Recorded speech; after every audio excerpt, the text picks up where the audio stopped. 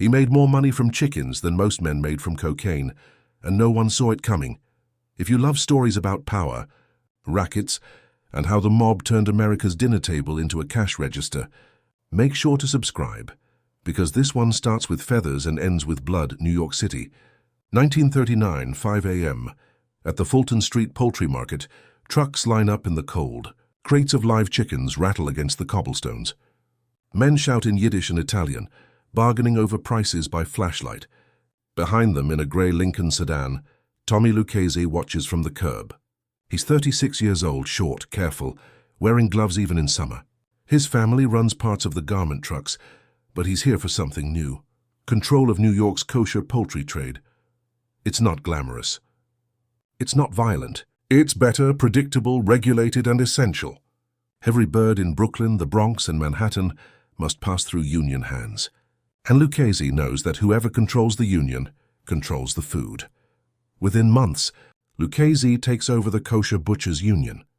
Local 167, the small but powerful labor local that licenses slaughterhouse workers and inspects poultry deliveries. He doesn't need guns. He uses influence. Union bosses who resist find their shops closed for sanitation violations. Those who comply get faster deliveries and steady prices. By 1942, no kosher chicken moves through New York without Lucchese's permission. The racket is simple. Union dues feed the mob. Strike threats keep wholesalers obedient. Price fixing ensures every store buys from mob-approved suppliers. The public never notices. The butcher shops look the same. The meat's clean, the rabbis sign the certificates, and the cash flows upward. In 1951, the Kefauver Senate Committee investigates organized crime. Among the witnesses, poultry distributors linked to Lucchese and his allies in the garment unions. The hearings expose a pattern. Labor locals controlling food distribution under Mafia guidance. Nothing sticks. Most witnesses plead the fifth. Lucchese keeps smiling. By the mid-1950s, he's running what federal agents later call a silent monopoly on New York's kosher poultry trade. Brooklyn, 1958. In a warehouse near Atlantic Avenue, a new company forms, Murray Packing Co. On paper, it's a legitimate wholesaler supplying poultry to restaurants and butcher shops across the 5 boroughs. In reality, it's a Lucchese-connected front run through intermediaries and clean investors. Murray Packing becomes the center of a growing web of shell firms, distribution yards, trucking companies, and cold storage facilities. Invoices are real. Deliveries happen. But behind the scenes, kickbacks, inflated prices, and forced contracts funnel millions to the mob. Workers call it the chicken tax. Every box moved means someone upstairs gets paid. Meanwhile, across town, another family sees opportunity. Paul Castellano, future boss of the Gambino crime family, runs a meat business of his own. Castellano isn't just a gangster, he's a businessman. He starts with Dial Poultry and later controls Pride Wholesale Meat and Poultry Corporation, a federally licensed distributor. From Brooklyn to New Jersey, shops that refuse to buy from Pride find their deliveries delayed. Drivers quit mysteriously. Trucks get hijacked and returned empty. Competitors vanish overnight. By the early 1960s, the Lucchese and Gambino families split the city's wholesale meat territory. Like generals dividing land, Lucchese takes kosher poultry and the unions. Gambino takes restaurants, delis, and chain suppliers. Every steakhouse, every corner butcher, every supermarket contract runs through one of them. 1967, Federal Court, Foley Square. A case quietly titled Pride Wholesale Meat and Poultry Corp. v. United States lands before the Second Circuit. It involves fraudulent invoices, labor payoffs, and tax violations tied to Castellano's firm. The ruling makes headlines for a day. Meat firm fined in federal case, but never mentions the Mafia. Still, inside FBI offices, agents underline one line from the testimony. All New York meat wholesalers ultimately answer to the same people. Through the 1970s, the racket modernizes. Frozen shipments replace live chickens. Supermarkets replace corner stores. But the system doesn't change. Lucchese lieutenants still run the poultry unions. Gambino middlemen still fix prices. The muscle now wears suits. Union control becomes the key to everything. The Teamsters, amalgamated meat cutters, and kosher butchers locals all feed into a single chain of command. A strike in any of them can freeze supply overnight, and the mob uses that threat to negotiate consulting fees from producers and retailers alike. When a shop owner complains, the union simply sends inspectors to shut him down. When a supermarket tries to source from an independent farm, their trucks mysteriously fail inspections. As one Justice Department memo later reads, organized crime achieved complete leverage over perishable food through the labor choke point. Bronx, 1974 FBI. Agents surveilling a Lucchese social club overhear a conversation between two distributors. They think they're buying chickens, one says. They're buying protection. Wiretaps reveal what prosecutors later call a perfectly laundered racket. Profits come from legitimate invoices, taxes are paid, and even the unions file clean reports. On paper, everything is legal. In practice, every deal is extortion. The scheme expands. Mob-connected firms like Murray Packing, Dial Poultry, and Pride Wholesale dominate not only New York but also New Jersey, Connecticut, and Pennsylvania. They control restaurant suppliers, cold storage warehouses, and the refrigerated trucks that move meat from slaughterhouse to plate. By the late 1970s, federal investigators estimate the Mafia's cut from poultry and meat distribution at over $50 million a year. And because every pound of chicken is inspected, certified and documented, it's the perfect industry for laundering money. The receipts are clean. The cash is not. The mob doesn't just sell meat, it sells access. Wholesalers pay to stay on approved union lists. Retailers pay for uninterrupted supply. Truckers pay for permits that never existed. Every transaction adds another layer of profit, another buffer of deniability. And through it all, Lucchese's successors and Castellano's accountants keep the books tight. By 1980, the American meat industry looks legitimate on the surface, but underneath, it's one of organized crime's most efficient rackets. Brooklyn, New York, March 1981. 6:45 a.m. FBI agents watch from a parked van outside Murray Packing Company. Inside, forklifts move crates of frozen poultry marked for distribution to restaurants and kosher butchers. Every invoice looks clean. Every shipment matches the paperwork. But the agents already know. Half of those federal inspection fees go straight into envelopes delivered to men with no official job titles. For years, the FBI's organized crime strike force had focused on drugs, gambling, and construction. But a new report from the Department of Justice's Organized Crime and Racketeering section changed everything. It showed that food distribution, especially meat, poultry, and produce, was one of the Mafia's most profitable, least visible rackets. The logic was simple. Everyone Eats Operation Meat Hook begins that spring. Agents trace money trails through shipping invoices, union dues, and shell companies. At the center are two families, Lucchese and Gambino. The Lucchese family, through its control of the Kosher Butchers Union and the Amalgamated Meat Cutters Locals, regulates who can work in slaughterhouses and who gets delivery contracts. The Gambino family, through wholesalers like Pride Wholesale Meat and Poultry Corp. and Dial Poultry, dominates restaurant supply lines across New York, New Jersey, and Connecticut. A report later describes it plainly. Together, the Lucchese and Gambino organizations achieved vertical integration of the perishable meat trade. From slaughterhouse to supermarket freezer, they control every step. Union control is the key. In 1982, a whistleblower named Harold Becker, a former poultry truck dispatcher, meets with FBI agents. He explains how the system works. Union enforcers decide which shops receive deliveries. Wholesalers inflate invoices by 10 to 15% as union surcharges. The difference, cash, goes to mob-controlled labor consultants. If a butcher refuses, inspectors find health code issues within days. They don't threaten you with a gun, Becker says. They threaten to stop your meat. Within weeks, agents confirm it's true. Union inspectors, trucking foremen, and company accountants are all on the payroll. Manhattan Federal Courthouse, December 1982. A grand jury convenes under Assistant U.S. Attorney Rudolph Giuliani, then head of the Organized Crime Unit.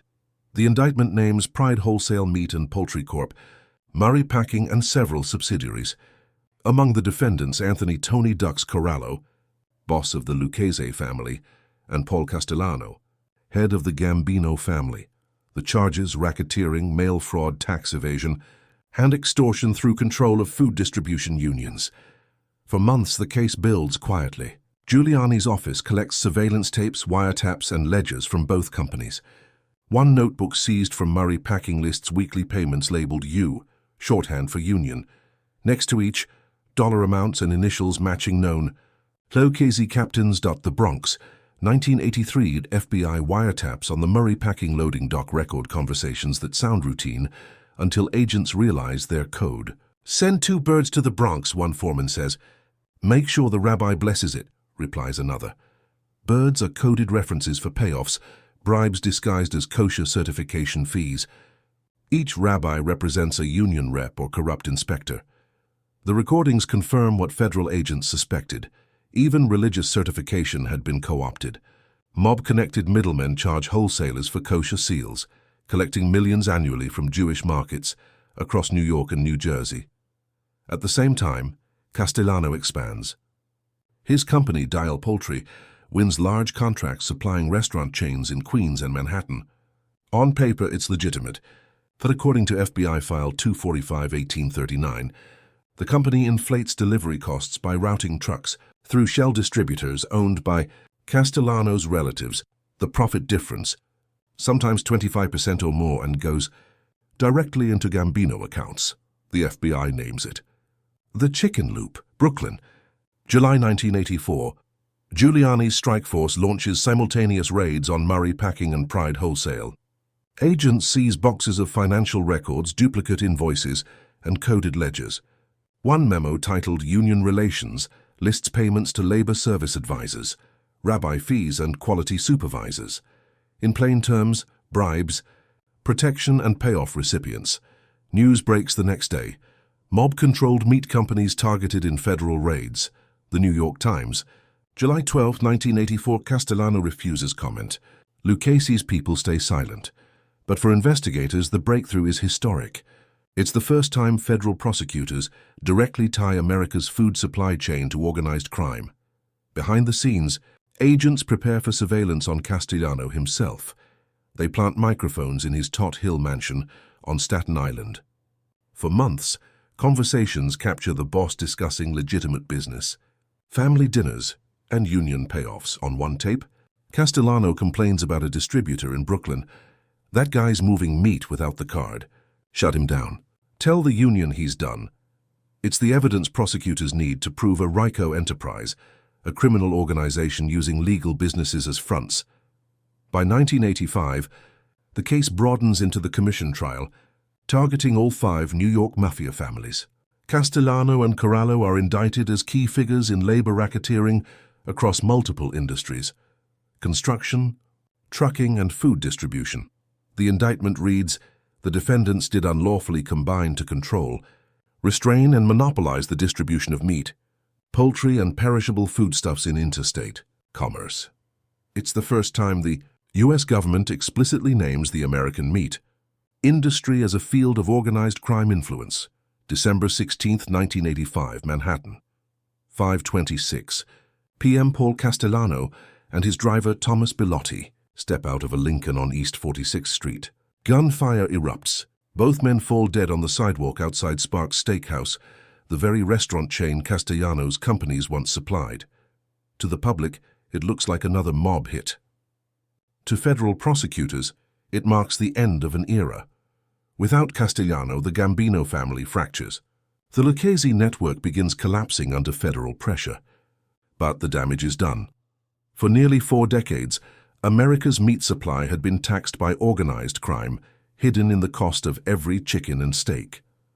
In 1986, Murray Packing declares bankruptcy.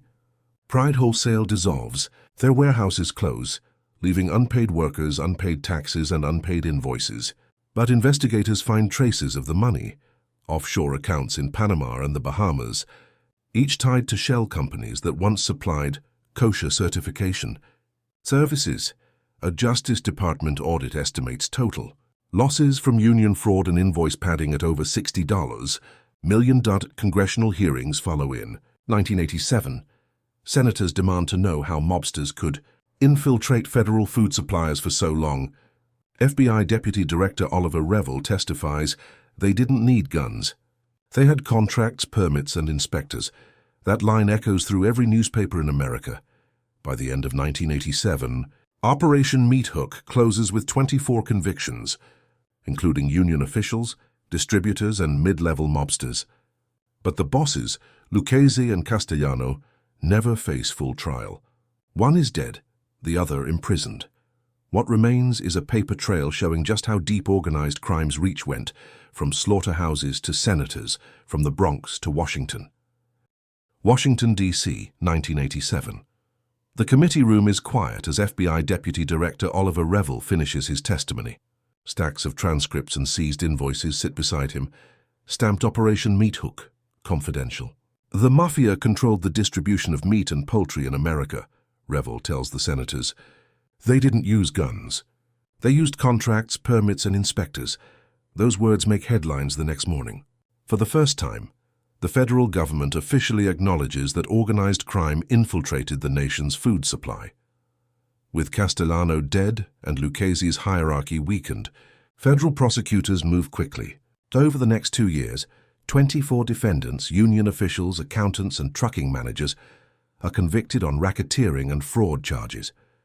The indictments describe an enterprise that used legitimate union authority to extort, control, and monopolize perishable goods distribution across multiple states. The Justice Department calls it a new kind of organized crime, one that thrives not on violence, but on paperwork.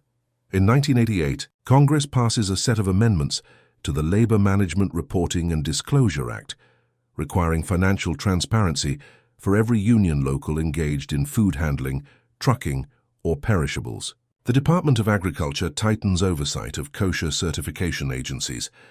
The FBI's Food Industry Crime Unit, created after Operation Meat Hook, expands nationwide.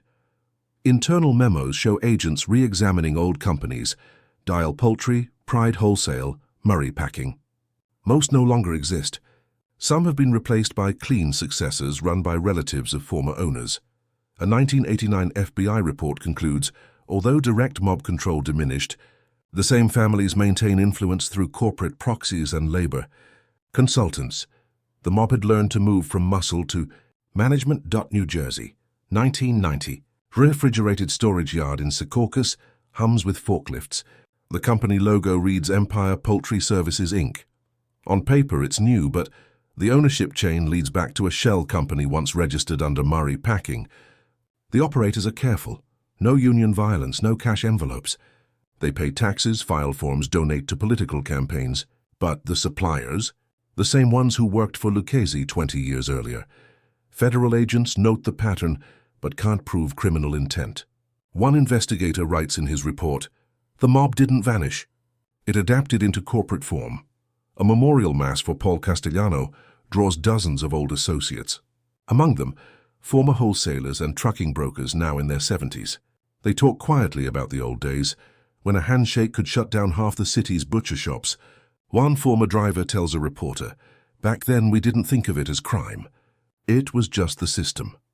The system still echoes through the industry. Even after decades of reforms, labor union corruption remains a recurring theme in the food business. Ghost dues, phantom workers, and bribed inspectors. By the 2000s, criminologists study Operation Meat Hook as a textbook case. It demonstrates how organized crime evolves from street-level coercion to institutional capture, controlling regulatory points instead of street corners. Professor James Jacobs, NYU School of Law, writes in 2002, "The meat industry racket was the logical extension of the Mafia's control over construction and waste. They simply followed the supply chain wherever it produced cash flow." A federal investigation, codenamed Operation Butcher Block, targets another network of corrupt distributors supplying school cafeterias and hospitals. While no Mafia families are directly charged, investigators find traces of the same old playbook: fake invoices, inflated freight charges, and ghost inspections. One veteran agent who had worked on Meat Hook tells reporters, "It's the same scam in a different suit." The last surviving officer of the old Kosher Butchers Union, age 92, testifies in a civil deposition, He admits that in the 1950s, his union received consulting payments from Murray Packing. When asked if he knew they were mob-controlled, he shrugs. Everybody knew. You couldn't work otherwise. That single sentence closes the historical circle. The infiltration of the American meat industry left a lasting mark on how federal agencies manage labor and trade. After 1988, every food distributor contracting with the government must disclose beneficial ownership and labor consultant payments. The term meat hook case becomes shorthand inside DOJ files for any racketeering enterprise hiding behind a legitimate supply chain. The broader message resonates beyond food. That organized crime's greatest strength was not violence, but invisibility. Today, the kosher poultry trade is global, monitored by federal and religious authorities alike. But modern investigators still cite similarities: fraudulent labeling, black market exports, shell logistics firms. A 2014 Interpol bulletin warns that food supply crimes often mirror the structures pioneered by American mobsters in the 1970s: front companies, falsified paperwork, and insider control of inspection agencies. What began in the alleys of Brooklyn's slaughterhouses now echoes in supply chains worldwide. At the site of the old Murray Packing warehouse, a boutique grocery now stands. Few shoppers know the history beneath their feet. No plaque marks the spot where FBI agents once seized boxes of forged invoices. The past has been paved over, but the system those men built, of shadow ownership and regulatory manipulation, still influences corporate crime today. One retired agent who worked the case visits the location each year. He says quietly, "They taught us that crime doesn't have to look dirty to be dirty." By the time the last Operation Meat Hook files are declassified in 2017, the scale of the racket shocks even modern analysts.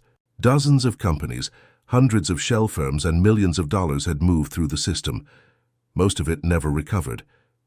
The summary page reads, estimated proceeds 1960-1986, $128 million USD, estimated loss to consumers, immeasurable. The story ends not with an arrest, but with a quiet line typed at the bottom of a government report. The infiltration of America's meat and poultry industry by organized crime was achieved through exploitation of trust in labor, religion, and regulation. That trust, once broken, changed how the country saw both its unions and its dinner tables, and in the end, it wasn't blood on the streets that built the fortune. It was ink on paper, signatures on contracts, and a system that never thought to check who was really delivering the meat.